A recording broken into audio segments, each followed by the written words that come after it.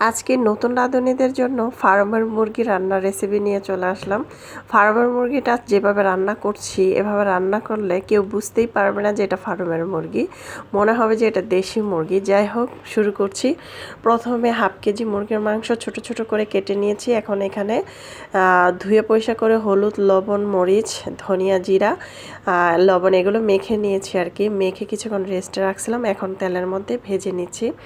এখানে তেল 4 থেকে 5 টেবিল চামচ কড়াইয়ের মধ্যে তেল দিয়েছি। কড়াই যখন তেলটা গরম হয়ে আসছে তখন কিন্তু আমি চিকেনটাকে দিয়ে দিচ্ছি। এখানে আদা রসুনও দিয়ে মেখে নিয়েছিলাম, দেখতে পাচ্ছেন।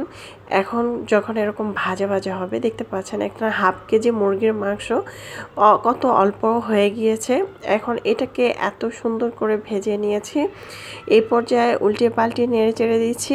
আর যারা নতুন রাঁধুনি তারা প্রথম থেকে দেখে তারপরে রান্না করবেন, দেখবেন এটা খেতে অনেক মজা হয়েছে এবং পছন্দ করবে। এখানে কিছুটা গুঁড়া মশলা দিয়ে দিচ্ছি।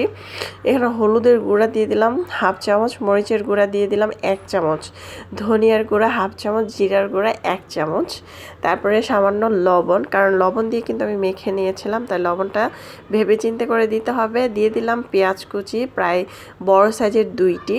এখন খুব ভালো করে মশলার সাথে নেড়ে চেড়ে মিক্স করে নিব, একটু কষিয়ে নিব। আর এখানে একটু পরিমাণ পানি দিয়ে দেবো। এখানে কিন্তু আমার আদা বাটা, রসুন বাটা প্রথম থেকেই চিকেনের মধ্যে মেখে নিয়েছিলাম, তাই এখন আর দেওয়া হলো না। আর এখানে কিন্তু আমি গরম মশলার গুঁড়া এখানে অ্যাড করেছি হাফ টেবিল চামচ। এখন সামান্য একটু পানি দিয়ে খুব ভালো করে কষিয়ে নিব। এটা যত কষাবেন এটা খেতে তত বেশি ভালো লাগবে। দেখতে পাচ্ছেন মুরগির মাংসর যে কালারটা, এই কালার দেখেই বোঝা যাচ্ছে যে এটা খেতে কতটা অসাধারণ লাগবে। যাই হোক, নতুন রাঁধুনিদের জন্য আমার সহজ রেসিপি, আশা করছি আপনাদের ভালো লাগবে। এখন নেড়ে চেড়ে দিয়ে আমি এটা ঢাকনা দিয়ে ঢেকে 1 মিনিট রাখবো আর 2 মিনিটের মতো কষাবো চুলার আঁচ বাড়িয়ে দিয়ে। এই তো দেখতে পাচ্ছেন খুব ভালো করে কষানো হয়েছে, একদম প্যানের সাথে কিন্তু লেগে গিয়েছে। এ পর্যায়ে নেড়ে চেড়ে উল্টিয়ে পাল্টিয়ে দিচ্ছি। আর এখানে এখন আমি দিয়ে দেবো পানি।